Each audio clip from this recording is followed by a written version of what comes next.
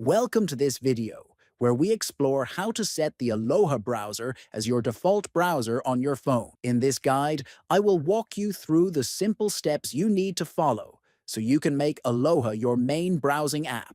First, open the Aloha Browser app on your phone. Next, look at the top right corner and tap the settings icon. Then, scroll through the options and select General. After that, look for the toggle labeled Set as Default Browser and turn it on. Finally, a list of available browsers will appear, so choose Aloha from the list and confirm by tapping Set as Default.